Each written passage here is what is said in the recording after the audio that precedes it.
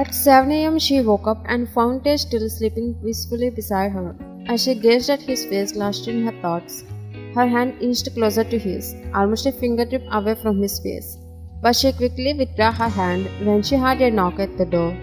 She sighed at the thought of what she was about to do, then walked towards the door and opened it. She found Joe, who looked at her with confusion because Tay didn't usually close his door, and Ryan and Joe exchanged glances. Jay was overjoyed, foolishly assuming that they had spent the night together when he saw Tay still sleeping and Ryan in the room. He was about to say something, but Ryan gestured for him not to speak. Then she walked out of the room and quietly closed the door, trying not to make any noise that made Tay wake up. Joe, ma'am, is it true? Ryan, no, Joe, don't expect too much. We both just slept in the same room, but separately. Joe, oh, I thought something else, he said in embarrassment while scratching his forehead. Ryan, what did you think? Joe, actually, he stopped when they heard a noise coming from Tay's room. They both immediately entered the room and saw Tay adjusting his wheelchair to sit in it while he was still in bed. Ryan, Tay, I will help you.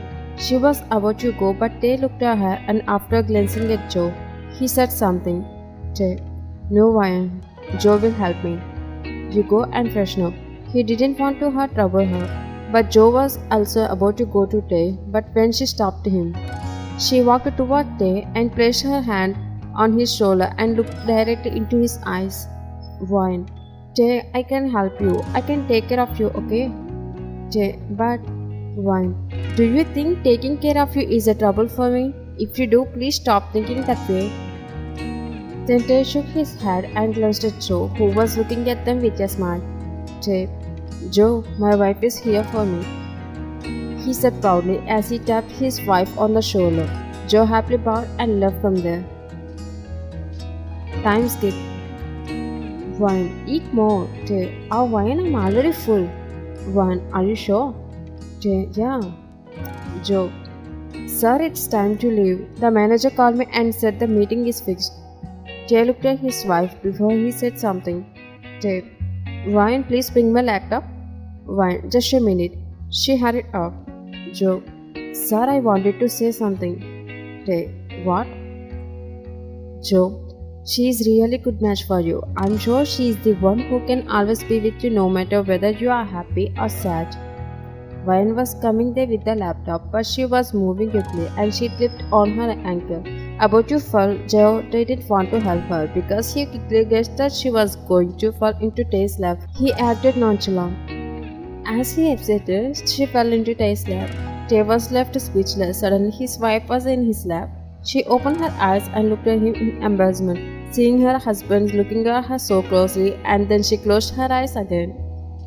Ryan, I'm sorry, Tay, she said impudently. Then she gently tucked her hair behind her ear, making her look at him in disbelief. Tay, this is yours. You can stay here whenever you want. No one will ask you any questions. Then she widened her eyes and looked at Joe, feeling embarrassment that he might have heard what they said, but Joe was already acting there as a professional actor, so she immediately got up from his lap. Tay, catch you later. Ryan looked at another direction and nodded. Seeing her reaction, Tay pulled his chair in Joe's direction to leave. Their married life was going well, and Ryan was putting in her best effort to support him. Almost 8 months had passed, and their relationship had come a long way. Tay was making significant improvements, and he could walk with the help of crutches, although not for a long, as he still didn't have the sensation in his lower body. Sanam, I feel guilty about your wedding day. I tried to stop you from marrying him. Ryan, no, don't feel guilty, Sana. As a friend, you wanted me to have a better life without knowing about Tehran. You were concerned about my career and about that I might lose my happiness completely. Sana happily hugged Ryan and Ryan hugged her back tightly. You are my best friend, Ryan. I might not be mature, but at least I'm good. Ryan, Sana, my dear bestie, stop it now. And how are you? Sana, well, and you? Ryan, I'm well too. Sana, how is your husband, Tehran? Fine. He is also fine, doing his best. The doctor told me that he would definitely walk again, but it's hard for him to walk like before, so I'm worried about this because he is pushing himself beyond his limits.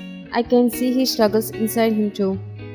Sana, don't worry, Ryan. He will definitely walk again, and he will even be able to while picking you up. Just wait and see. Ryan, by God's grace.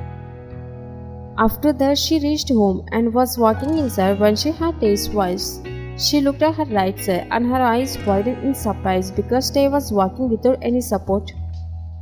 Her eyes filled with emotion and she smiled. Seeing her smile, he continued to walk towards her, but he couldn't maintain it for long.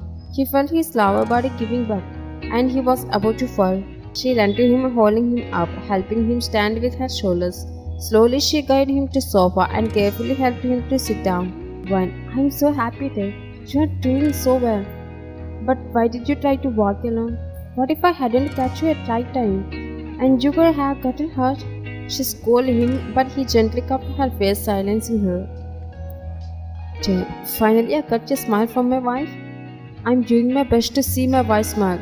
She knows or not, but her husband craves to see her happy. That's why he never gave up, not even by 1%. Her eyes filled with tears and she hugged him and he hugged her back.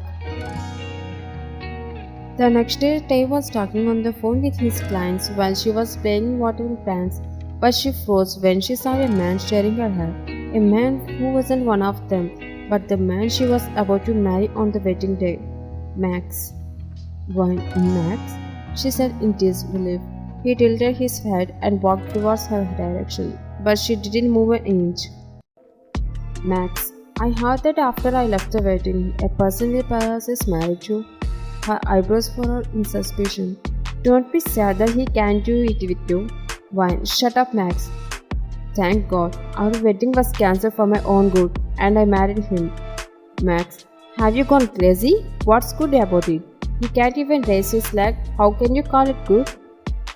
Max, I'm here for you. I'm back for you. Come with me, and I will make you happy in bed. She slapped his cheek, making his jaw drop to the left side.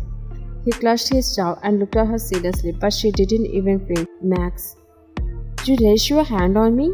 He was angrily about to pull her to slap her back, but Tay intervened and slapped Max, causing him to turn around and see Tay.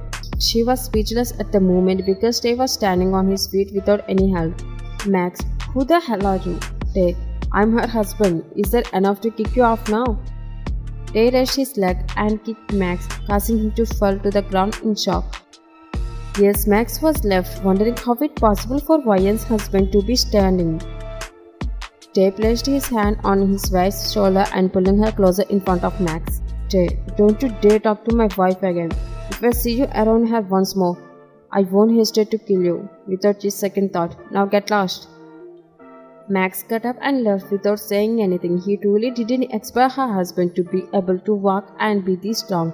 Tay's eyes shifted from Max to his wife, and he frowned in confusion. She was looking at him in disbelief, and it left him puzzled. Tay, why are you okay? Why? Tay, are you walking on your own?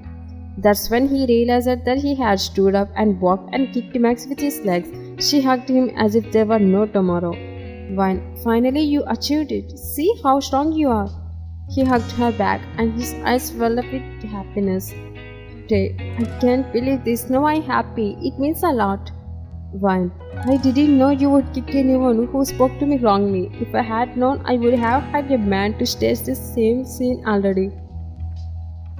Tay, what did you say? I know you heard me.